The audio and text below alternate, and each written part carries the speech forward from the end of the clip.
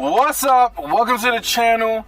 Now, for today's video, I'm finally going to do a review / comparison / analysis of T-Bait, the comic, compared to the novel.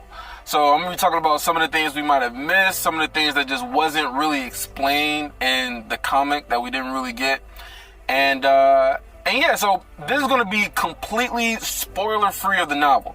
So those of you who only keep up with the comic, you're not going to be spoiled. I'm not going to talk anything about the novel at all. This is just going to let you know about some of the things you might have missed, some of the things that, that didn't probably get explained when just reading the comic. But yeah, so let's get into it.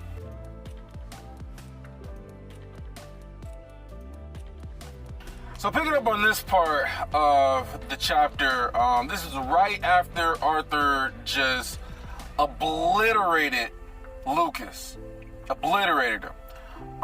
So back on the part where, Arthur's talking to his family behind the bars when it's finally get decreed that, okay, he's going to the council and, he's getting handcuffed and whatnot. He's talking to Ellie, and Ellie was like, "Oh, is this a joke or whatever? Like, you're not really leaving." And one of the things that Arthur expressed that didn't get relayed was that one of his biggest regrets is that he didn't get to see Ellie grow up.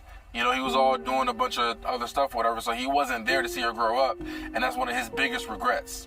So yeah, just let you know some of the sadness that Arthur has. And how he's feeling during this whole moment while all this is happening. And also too that Ellie is 10 years old in this scene. Now this scene with Reynolds talking about how no matter what anybody says, your family will always have your back, so make it back home or whatever, that never actually happened in a novel. That was just simply added into it.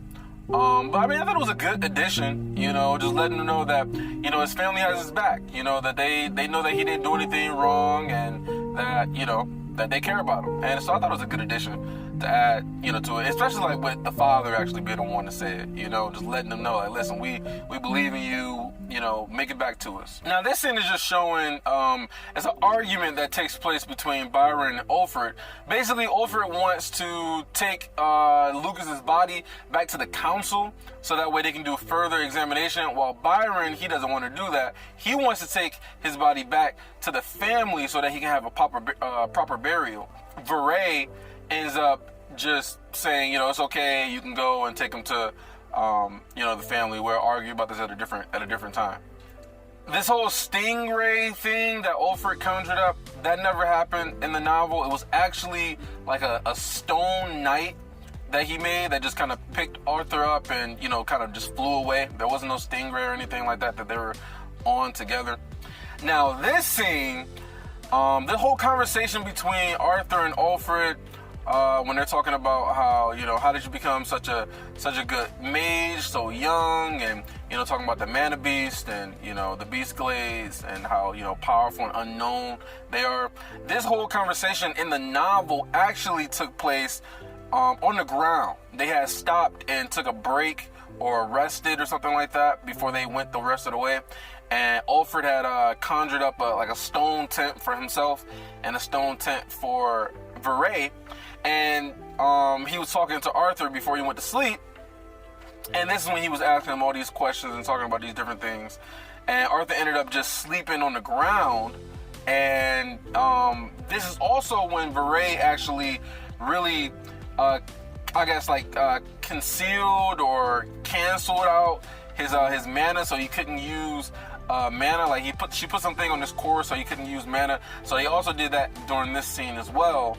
And so Arthur just ended up just sleeping on the ground, and he couldn't really protect himself from the cold because he couldn't use mana. And he went to sleep there, and then they woke up, and then they continued flying again to try to get to the floating castle. And I should also say pretty briefly that during the flight to get to the council, Arthur thought about maybe he could use his mana to attract some mana beasts and maybe cause some sort of distraction and try to get away.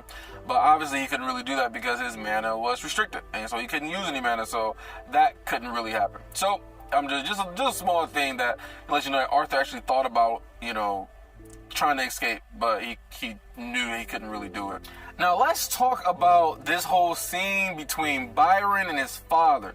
Now I thought that this addition into the comic was great because this entire scene did not happen in the novel. We did not get any of this in the novel at all. And so I thought this gave you great context as to how, you know, Lucas's father, which is Byron's father, how he actually felt about Lucas, and, you know, just giving you more insight into, you know, his whole character and his demeanor regarding Lucas's death. And so, you know, Byron shows up, and like he pretty much just saying that Lucas was a complete waste. A waste of tutors, a waste of elixirs, a waste of time. He was useless. He got taken out. And he's actually even pissed that Byron even showed up and brought his body there because he thought that it was a complete waste of his time.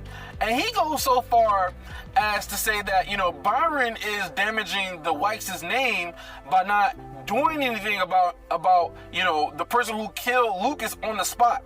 And so he's angry about this, and he's about to even smack Byron. Byron, a white Coeur Lance, he's about to smack him. And I'm just like, man, it's just crazy. But anyway, Byron ends up stopping the smack or whatever. Like, bro, I'm a Lance. Like, you ain't about to sit here and smack me or whatever. But then he ended up conjuring this whole little story that this little message that he's about to send to the council, you know, because, you know, the Whites is a powerful family, so they have influence. So he set up this whole little sob story talking about how, oh, Lucas, you know, he did all this stuff against his will, you know, how he was going to get killed, you know, Genevieve made him do all these things, and that he's the victim, and, you know, he was just brutally killed, and how, you know, Arthur doesn't need to live anymore, and this whole sob story about how, you know, the family's going to, you know, bury his beloved son, and all this bullshit, right? And meanwhile, after he, you know, has the lady type up the whole message and everything, Byron's like, okay, so what do you want to do about the funeral? He doesn't even care. He doesn't even care about even having his ass be buried. He's like, you can take care of that. I don't care about that shit. It just goes to show that his father is power hungry, has a lot of pride, only cares about the White's name, greedy, selfish. Like, he doesn't give a fuck about anybody, anything. The only thing he cares about is the family name and his pride. That's it. That's the only thing that he cares about, you know. And as long as you can do something good for the White's family name, then, you know, you're in good graces. But anything else, he doesn't give a fuck about. And so I thought it was really good context to give you, like, oh, here's his character. Here's how he truly feels about his family. And I thought it was great, a great addition. And that is gonna about do it for these couple chapters. So I'll be making some future chapters talking about, so I'm gonna start from here. So we're gonna just continue on from here until we get to the current part of the story. And like I said, I'm just telling you about the differences that's from the novel in comparison to the actual comic. Well, make sure you like, subscribe to the channel. Let me know what you thought about the video. You know, so that way we can get this kind of shared and spread out to everybody on YouTube so they can kind of see some of the comparisons. And I'll check you guys out in the next video. Peace!